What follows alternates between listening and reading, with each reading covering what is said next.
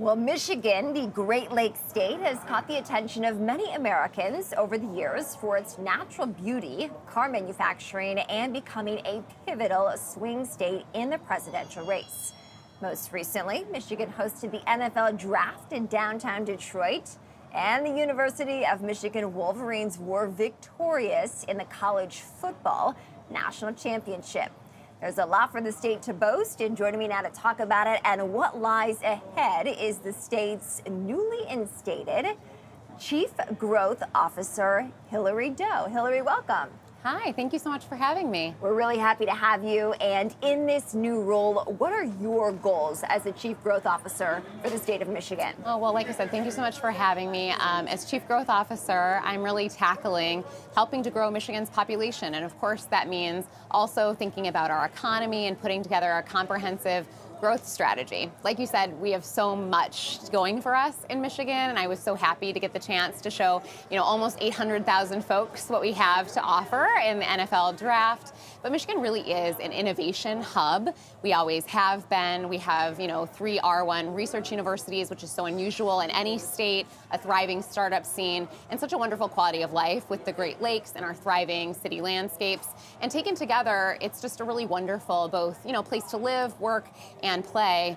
But like a lot of places, 34% of states, Michigan has been seeing population stagnation and in some cases declines. And so we're really working hard to ensure we have a value prop that works for young people to retain and attract talent, and have rolled out arguably the largest talent attraction campaign in scale and scope of any state in the nation. So that's what I want to hear more about. In order to grow the population, you do need to attract top talent. And yes. How will the state do that? Yeah, well, as you well know, attracting talent, according to companies, is the biggest challenge that companies have stated. They've said it's the biggest thing between them and expansion in almost any case.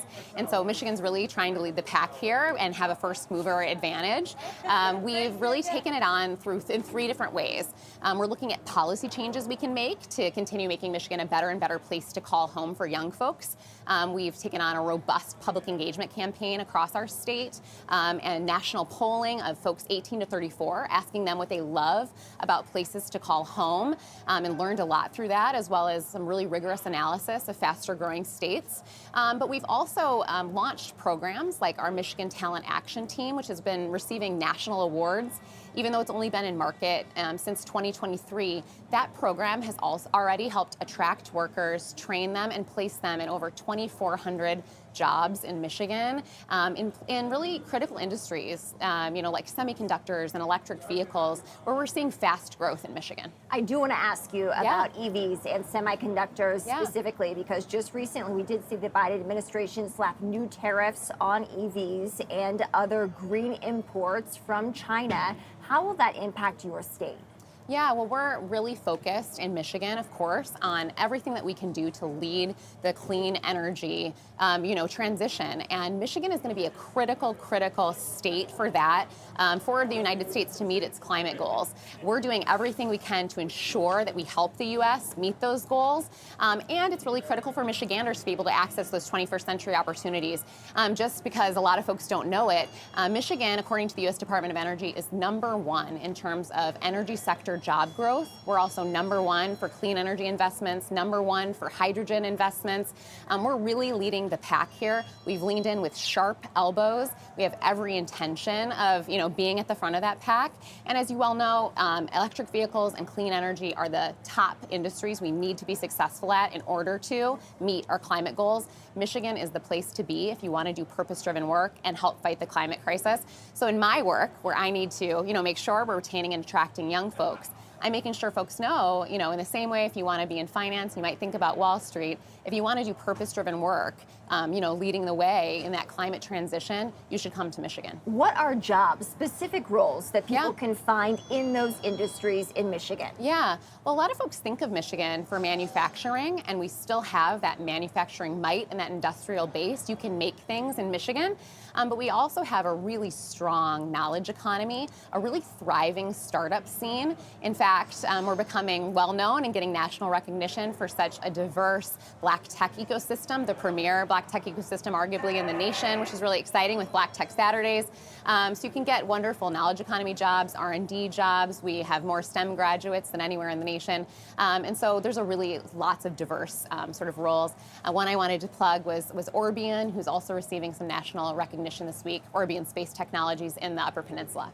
How do you view cost of living as something that the state is trying to manage, knowing that there needs to be an attractive cost of living to get top talent to stay in the state? Absolutely. Well, cost of living is one of our advantages right now. We're about 10% lower on cost of living than your average state. I actually, I grew up in Michigan. I'm a boomerang. I moved back to Michigan after about 10 years outside the state. I lived in Brooklyn actually, here in New York City. And when I moved back, that was one of the benefits. You can have a really wonderful career, a really beautiful place, and a little bit of a lower cost of living. So we're ensuring when we build our growth plans that we're making a better and better place to call home, a better value prop for young folks, but ensuring that that cost of living stays intact. For entrepreneurs you mentioned earlier, or even the biggest companies like a GM that's moving into a brand new, nice building, high rise in downtown Detroit, are there incentives that are keeping these companies and entrepreneurs to stay in Michigan? Yeah. When we looked at faster growing states, I mentioned some of that research we've done over the last year. Median incomes, higher and faster growing median incomes are critical to attracting top talent. And entrepreneurship and innovation, thriving innovation ecosystems are critical to growing those median incomes. So we're leaning in there. It's critical and important. And you'll see in our governor's budget this year, R&D tax credit as one of the ways that we know we can help to contribute to that innovation ecosystem, as well as a new innovation fund, which is meant to help us invest in our entrepreneurs and keep them in Michigan so we don't see capital flight.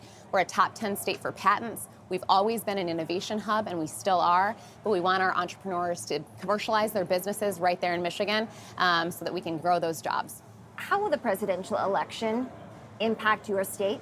Yeah, I think that everybody's watching it, of course. We're watching it as well in Michigan. But one thing that's beautiful about Michigan is our diversity, our diverse people. I've had the opportunity to travel to almost every county in Michigan over the last 8 months and meet with thousands and thousands of Michiganders in person. And I'll tell you that irrespective of whether I'm in a red county or a blue one, Michigan's a very purple state.